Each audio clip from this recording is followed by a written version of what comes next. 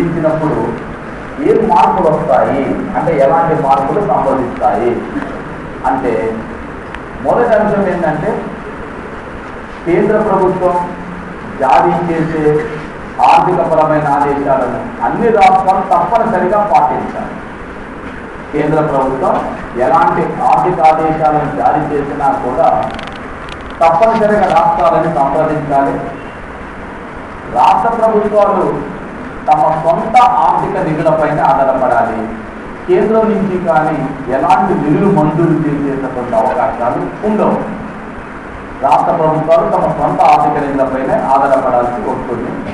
అలాగే కేంద్రం జారీ చేసేటటువంటి ఆర్థికపరమైన ఆదేశాలు తప్పనిసరిగా పాటించాలి.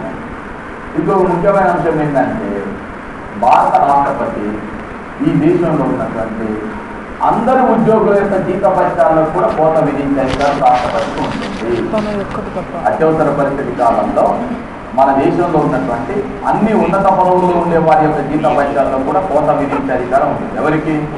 రాష్ట్రపతి. ఇంకొక విషయం ఏంటంటే పొదుపుకు సంబంధించి దేశ ఆర్థిక పరిస్థితి బాగలేదు కాబట్టే అత్యవసర పరిస్థితి విధించినాం కాబట్టి పొదుపుకు సంబంధించి కేంద్ర ప్రభుత్వం జారీ చేసేటటువంటి ఎలాంటి ఆదేశాలనైనా కూడా రాష్ట్రాలు తప్పనిసరిగా పాటించాలి. పొదుపుకు సంబంధించి కేంద్రం జారీ చేసే అన్ని రకాలైనటువంటి ఆర్థికపరమైన ఆదేశాలను కూడా రాష్ట్రాలు తప్పనిసరిగా పాటించాలి. అలాగే కేంద్రము అన్ని రాష్ట్రాలను తన బడ్జెట్ కాపీలను తనకు పంపాలని, రాష్ట్రాల యొక్క బడ్జెట్ కాపీలను తనకు పంపాలని కేంద్రం ఆదేశిస్తే తప్పనిసరిగా రాష్ట్ర ప్రభుత్వాలను తమ బడ్జెట్ కాపీలు పంపాల్సి ఉంటుంది. నేను పంపను అనేటటువంటి అవకాశం పంపాలి. పంపిన తర్వాత వారు జారీ చేసే ఆదేశాలను పాటించాలి. ఇక దీంట్లో ఏది కూడా అంటే పక్కకు పెట్టడానికి అవకాశం లేదు. సో దేశం ఆర్థికంగా దివాలా తీసిన సందర్భాలలో ఆర్థిక పరిస్థితి మొత్తం అస్తవ్యస్తంగా తయారైనప్పుడు, తీవ్ర కరువు కాటకాలు ఏర్పడినప్పుడు, ద్రవ్యోల్బణం ఏర్పడినప్పుడు, ఆర్థిక పరిస్థితులు మొత్తం చేయి దాటిపోయినప్పుడు ఇలాంటి అత్యవసర పరిస్థితులు ప్రకటించడం జరుగుతుంది. అయితే ఈ 63 సంవత్సరాల భారత రాజ్యాంగ చరిత్రలో నేటి వరకు కూడా ఇంతవరకు ఉపయోగించబడినటువంటి అధికరణ ఏదైనా అంటే 360. ఈ అత్యవసర పరిస్థితిని ఇంతవరకు కూడా భారతదేశంలో ఎప్పుడు కూడా విధించలేదు. ఈ అత్యవసర పరిస్థితి, ఆర్థిక అత్యవసర పరిస్థితి విధించబడలేదు. 2 సార్లు ఇలాంటి పరిస్థితులు వచ్చినాయి కానీ ప్రభుత్వం తెలివిగా తప్పించుకుంది.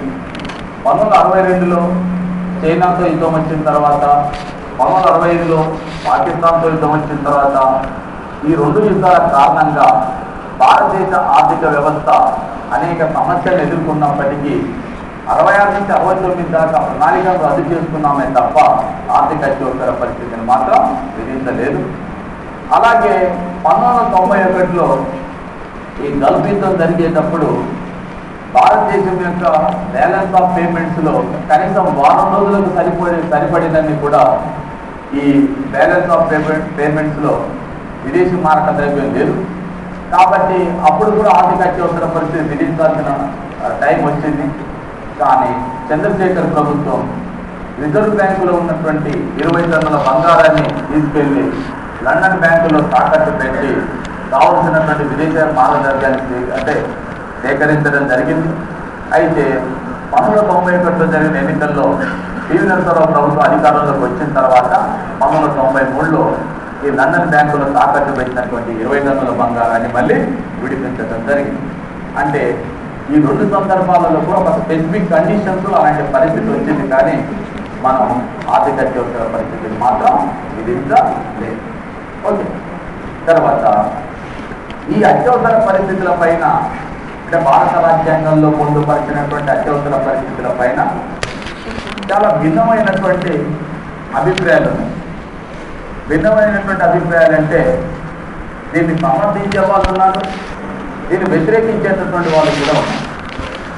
సమర్థించే వాళ్ళు, వ్యతిరేకించే వాళ్ళు చెప్పేది ఏంటంటే భారత రాజ్యాంగంలో ఈ అత్యవసర అధికారాలు ఉన్నంత వరకు కూడా అంటే ఇలాంటి అత్యవసర అధికారాలు ఉన్నంత వరకు కూడా ప్రజల యొక్క స్వేచ్ఛా స్వాతంత్రాలను అణిచివేసి ఒక నియంతృత్వ రాజ్య స్థాపనకు తోడ్పాటును అందించే అవకాశం ఉందని చెప్పి పేర్కొన్నటువంటి వాళ్ళు హెచ్వి థామస్ లాంటి వాళ్ళు. అలాగే ఈ అత్యవసర అధికారాలను ఉపయోగించి ఒకవేళ భారతదేశంలో నువ్వేమన్నా శాంతిని నెలకొల్పితే ఆ శాంతి శ్మశానపు ప్రశాంతిని తలపింపజేస్తుందని కూడా హెచ్వి థామస్ లాంటి వాడు విమర్శించినాడు. అలాగే అత్యవసర అధికారాలు భారత రాజ్యాంగంలో ఉన్నంత కాలం అవి భారత రాజ్యాంగం పైన ప్రజల స్వేచ్ఛా స్వాతంత్రాల పైన దాడి వంటిదిగా దోపిడి వంటిదిగా వర్ణించినటువంటి వ్యక్తి కేఎం నంబియార్.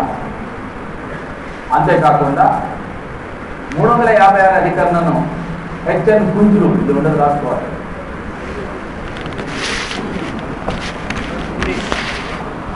మూడు 356 అధికరణ భారత సామాన్యతకు విరుద్ధమని పేర్కొన్న వారు హెచ్ఎన్ కుంజ్రు. నెక్స్ట్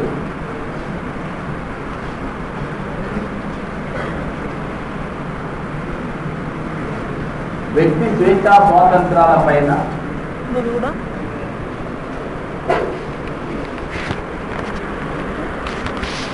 వ్యక్తి యొక్క స్వేచ్ఛా స్వాతంత్రాల పైన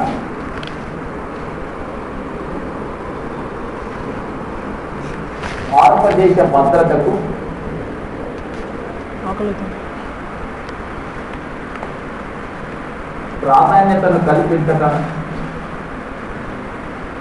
ప్రాధాన్యతను కల్పించిన కారణంగానే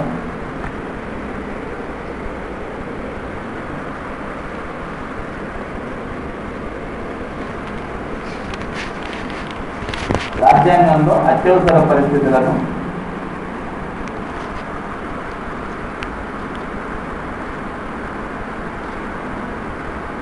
పొందుపరిచినారు.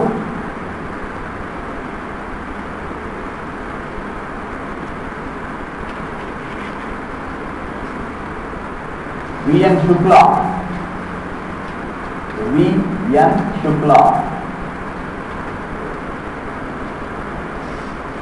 అలాగే అలెన్ గ్లేడ్ హీల్ అనేటటువంటి ఆయన ఒక మాట చెప్తారు. అలెన్ గ్లేడ్ హీల్, గ్లేడ్ కాదు గ్లేడ్ హీల్. అలెన్ ఉందా? Thank you. ఈయనేమంటాడు అంటే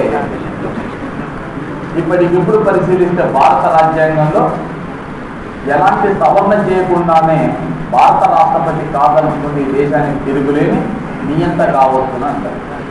అంటే రాజ్యాంగంలో పొందుపరిచినటువంటి ఈ అత్యవసర అధికారాల మూలంగా భారత రాష్ట్రపతి అసలు ఎలాంటి రాజ్యాంగ సవరణ చేయకుండానే ఈ దేశానికి తిరుగులేని నియంత కావచ్చు.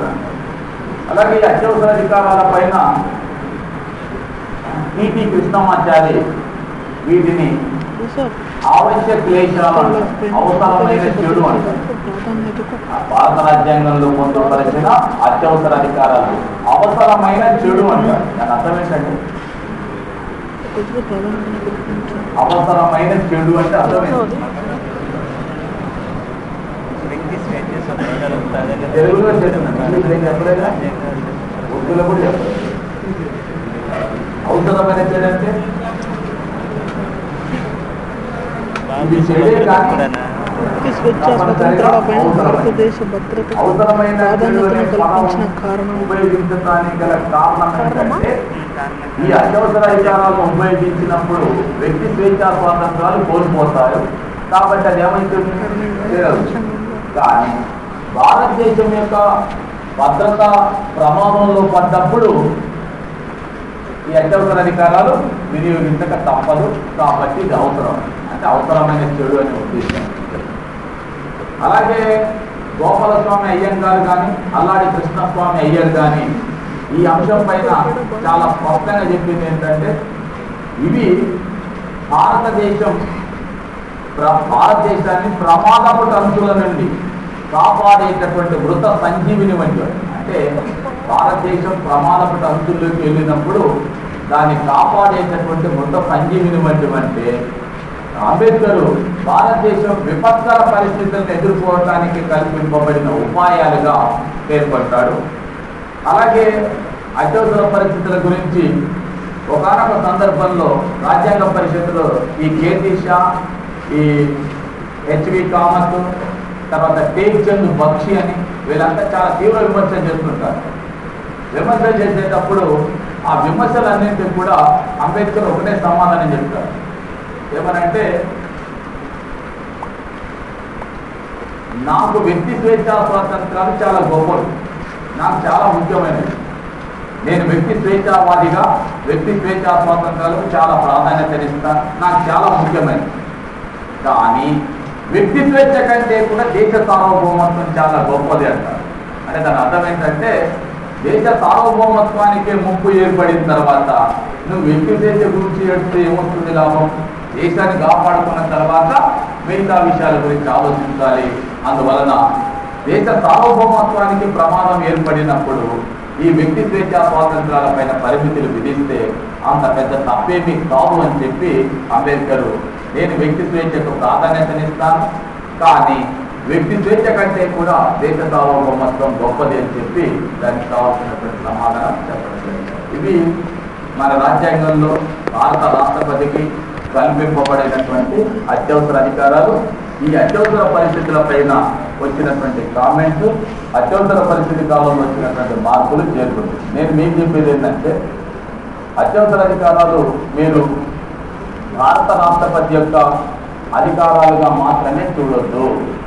అత్యవసర అధికారాల గురించి రాజ్యాంగంలోని ఒక భాగం మొత్తం దానికే ఉద్దేశించబడింది. 18వ భాగం మొత్తం కూడా దానికి సంబంధించిన విషయాలు. అంటే భారత రాజ్యాంగంలోని ఒక భాగం మొత్తాన్ని గురించి వివరించింది కాబట్టి ఇది ఇంపార్టెంట్ అయినటువంటి దాన్ని దృష్టిలో పెట్టుకోవాలి.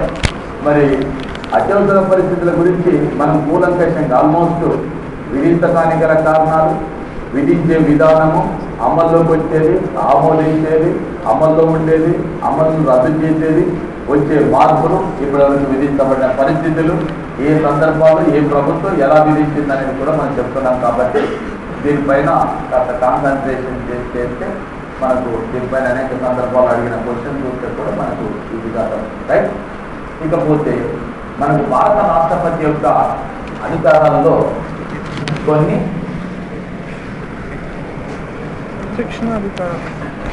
విచక్షణ అధికారాలు ఉన్నాయి.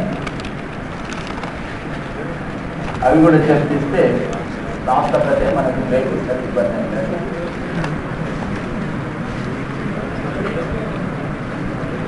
ఓకే. ఏంటంటే అధికారాలు చర్చించిన తర్వాత ఇవ్వమని చెప్పినాడు కాబట్టి నేను అయిపోయిన తర్వాత ఇస్తాను. ఏ అధికారాలు? విచక్షణ.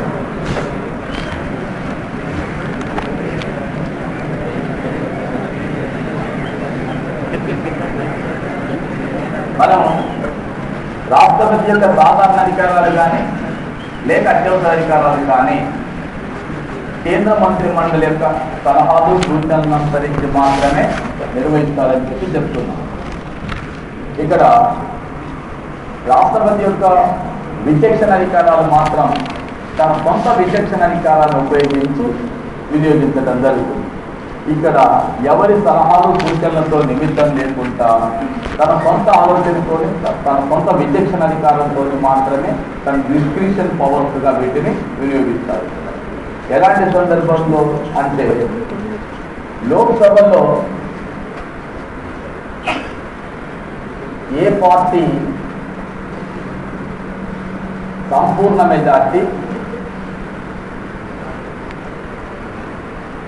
సాధించని సందర్భంలో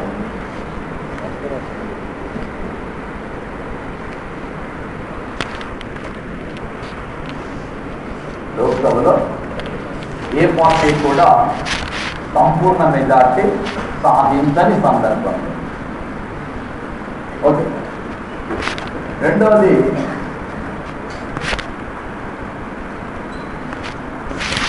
అధికారంలో ఉన్న ప్రభుత్వం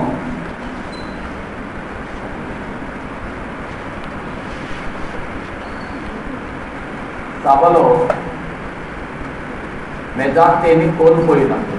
40 41 42 43 44 45 ప్రభుత్వాలు తరచుగా పడిపోయి లోక్సభను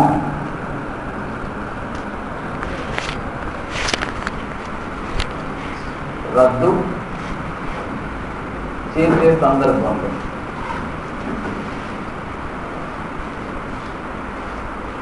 మరొక అంశం ఏంటంటే పాకెట్ వీటోను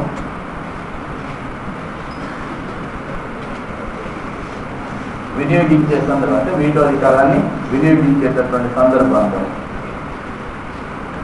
అలాగే రాష్ట్రాలకు సంబంధించినటువంటి బిల్లులను సుప్రీంకోర్టు పరిశీలనకు పంపేటటువంటి సందర్భంలో, ఇలాంటి సందర్భాలలో భారత రాష్ట్రపతి తన సొంత విచక్షణ అధికారాన్ని ఉపయోగిస్తారు. ఉదాహరణకి ప్రధానమంత్రి నియామకం అంటున్నాం.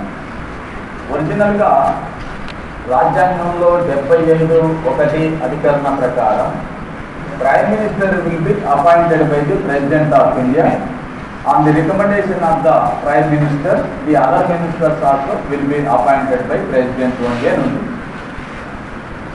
ప్రధానమంత్రి నియమించేటప్పుడు మన రాజ్యాంగంలో ఎక్కడ కూడా ఒక విశ్లేషణ కానీ వివరణ కానీ లేదు. పార్లమెంటరీ తరహా ప్రభుత్వ విధానాన్ని మనం బ్రిటన్ నుంచి తీసుకున్నాం. బ్రిటన్ నుంచి తీసుకున్నటువంటి పార్లమెంటరీ తరహా ప్రభుత్వ విధానం ఒరిజినల్గా బ్రిటన్లో ప్రధానమంత్రిని ఆ దేశ రాణి లేదా రాజు నియమిస్తారు. ఎవరుంటే వాళ్ళు నియమిస్తారు. విషయం ఏంటంటే బ్రిటన్లో రాజు లేక రాణి ప్రధానమంత్రి నియమిస్తారు, కానీ రాజు లేక రాణి నియమిస్తారని చెప్పి ఎక్కడ లిఖితపూర్వకంగా లేదు, ఎక్కడ రాయబడి లేదు. బ్రిటన్లో ఇది ఒక సాంప్రదాయం, అంతే, సాంప్రదాయమే తప్ప ఎక్కడ కూడా లిఖించబడి లేదు. కానీ భారత రాజ్యాంగంలో లిఖించబడి ఉంది, భారత ప్రధానమంత్రిని రాష్ట్రపతి నియమిస్తారు అని. భారత రాష్ట్రపతి నియమిస్తారని రాయబడింది. మరి ఎవరిని నియమిస్తారు? ఏం లేదంటున్నాం, రాజ్యాంగంలో ఏం లేదు.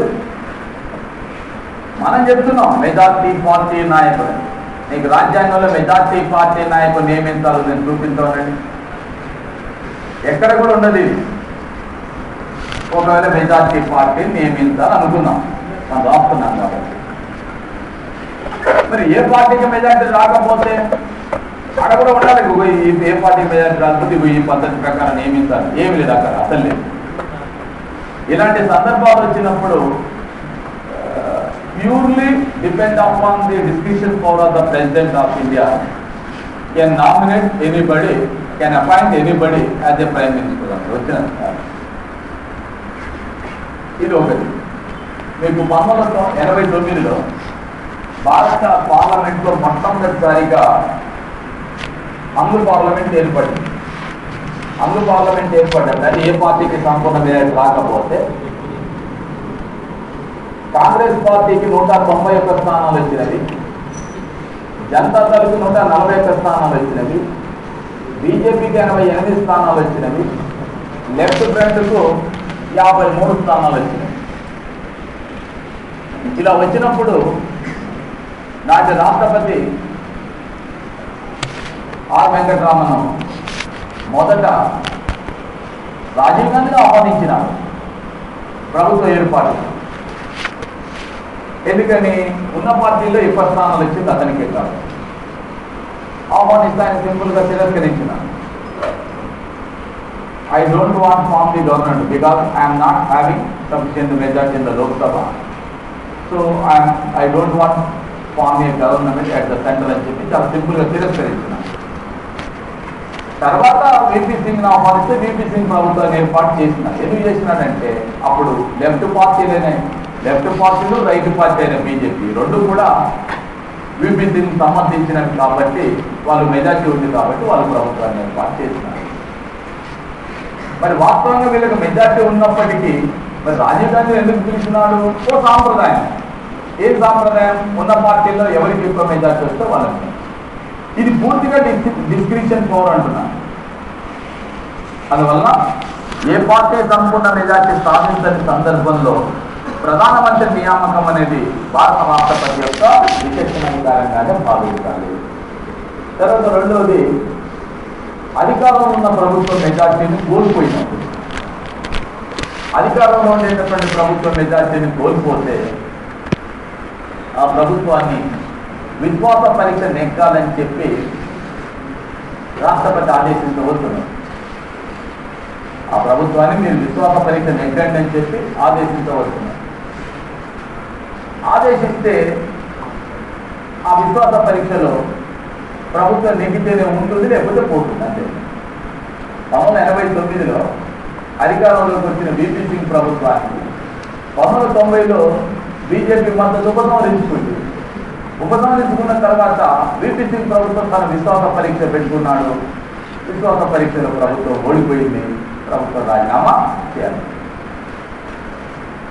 అలాగే అంటే దాన్ని ఆదేశించవచ్చు, లేదా మరొక ప్రభుత్వానికి అవకాశం కల్పించవచ్చు. మరొక ప్రభుత్వానికి అవకాశం కల్పించడం అంటే ఇప్పుడు మొరార్జీ దేశాయ్ రాజీనామా చేసినాం. మొరార్జీ దేశాయ్ రాజీనామా చేసిన తర్వాత చరణ్ సింగ్కి అవకాశం కల్పించినాను నేను, సంజయ్ రెడ్డి కల్పించి ప్రభుత్వాన్ని ఏర్పాటు చేసి నువ్వు ఇంత కాలంలోగా మెజార్టీ 4 రోజుల్లోగా మెజార్టీ నిరూపించుకోని చెప్పి ఆదేశించినాను. మరి అదే విషయంలో ప్రభుత్వాలు తరచుగా పడిపోయేటప్పుడు అవకాశం ఇవ్వచ్చు, ఇవ్వకపోవచ్చు కూడా. ఎందుకంటే మీరు చూడండి, మొరార్జీ దేశాయ్ రాజీనామా చేసిన తర్వాత చరణ్ సింగ్ అవకాశం కల్పించినాడు. చరణ్ సింగ్ రాజీనామా చేసిన తర్వాత జగ్జీవన్ రామ్ నేను ప్రభుత్వాన్ని ఏర్పాటు చేస్తే నాకు అవకాశం కల్పించండి అంటే నేను సంజయ్ రెడ్డి కల్పించలేదు. అంటే ఇక్కడ రాష్ట్రపతికి ఉండేటటువంటి విచక్షణ అధికారం ఎలాంటిదని మనం ఆలోచించవచ్చు. అలాగే లోక్సభను రద్దు చేయటం, ఒక ప్రభుత్వం పడిపోయినప్పుడు మరొక ప్రభుత్వానికి అవకాశం కల్పించవచ్చు, లేకపోతే సభని రద్దు కూడా చేసే అవకాశం. నేను ఇంతకుముందు చెప్పింది అదే. చరణ్ సింగ్ ప్రభుత్వం రాజీనామా చేసిన తర్వాత మరొక ప్రభుత్వానికి అవకాశం కల్పించకుండా లోక్సభను డైరెక్ట్గా రద్దు చేసి ఎన్నికలకు వెళ్ళడం జరిగింది. అందువలన ప్రభుత్వాలు పడిపోయేటప్పుడు నూతన ప్రభుత్వానికి అవకాశం కల్పించవచ్చు, లేక టోటల్గా మొత్తం సభనే రద్దు చేసి ఎన్నికలకు కూడా వెళ్ళేటటువంటి అధికారం రాష్ట్రపతికి ఉంటుంది. ఇకపోతే బిల్లుల పైన పాకెట్ వీటో కానీ వీటో అధికారాన్ని వినియోగించేటారు. ఇది ఎవరు చెప్పాల్సిందేం లేదు, భారత రాష్ట్రపతికి ఉన్న విచక్షణ అధికారమే. మీ అందరికీ తెలుసు, అంటే జనరల్గా నేను మీకు చెప్పాను కూడా మొన్న, ఈ జైల్ సింగ్ రాష్ట్రపతిగా ఉన్నప్పుడు పోస్టల్ బిల్లుని, రాజీవ్ గాంధీ ప్రభుత్వానికి సంబంధించిన పోస్టల్ బిల్లుని పాకెట్ వీటో చేసినాడు. అదే విచక్షణ అధికారం తీసి పక్కకు పెట్టినాడు. ఆమోదించలేదు, తిరస్కరించలేదు. కాబట్టి అట్లా పాకెట్ వీటో చేసేటటువంటి అధికారం కూడా రాష్ట్రపతికి ఉంటుంది. అలాగే రాష్ట్రాలకు సంబంధించిన బిల్లులు, రాష్ట్రాలు ఆమోదించిన బిల్లులని వాస్తవంగా గవర్నరే ఆమోదిస్తారు. గవర్నర్ ఆమోదిస్తే అది చట్టం అవుతుంది. కానీ గవర్నర్కు ఉన్న విచక్షణ అధికారం ఏంటంటే 201 అధికారం ప్రకారం రాష్ట్ర శాసనసభ ఆమోదించిన బిల్లుని రాష్ట్రపతి పరిశీలనకై కేంద్రాన్ని పంపవచ్చు. కేంద్రాన్ని పంపినప్పుడు రాష్ట్రపతికి ఎన్ని రకాల ఆప్షన్స్ అంటే అవి ఉన్నాయి. ఆమోదించవచ్చు, తిరస్కరించవచ్చు, పునఃపరిశీలనకు వెనక పంపవచ్చు, ఏ నిర్ణయం చెప్పకుండా ఉండవచ్చు, లేకపోతే సుప్రీంకోర్టు యొక్క పరిశీలన కోసం సుప్రీంకోర్టు కూడా పంపవచ్చు. ఏ నిర్ణయం అయినా తీసుకునేటటువంటి అధికారం రాష్ట్రపతికి ఉంటుంది. కాబట్టి ఇక్కడ కూడా రాష్ట్రపతి దాని యొక్క విచక్షణ అధికారాన్ని ఉపయోగించేటటువంటి అవకాశం ఉంది. ఇవి భారత రాష్ట్రపతికి ఉన్నటువంటి ప్రధానమైన విచక్షణ అధికారాలు. సో రాష్ట్రపతి యొక్క సాధారణ అధికారాలు, రాష్ట్రపతి యొక్క అత్యవసర అధికారాలు, రాష్ట్రపతి యొక్క విచక్షణ అధికారాలు. ఇకపోతే మనకి దీనిపైన రాష్ట్రపతి యొక్క పదవి పైన ఉన్నటువంటి comments, at the same time ఇప్పటి వరకు భారతదేశ రాష్ట్రపతులుగా పనిచేసినటువంటి వాళ్ళు ఎవరెవరు ఉన్నారు, వాళ్ళ కాలాలు ఏంటివి, వాళ్ళు ఏ ఏ కాలాల్లో ఎలాంటి కీలకమైనటువంటి నిర్ణయాలు తీసుకున్నారు మొదలైనటువంటి అంశాలని అయితే 10 నిమిషాలు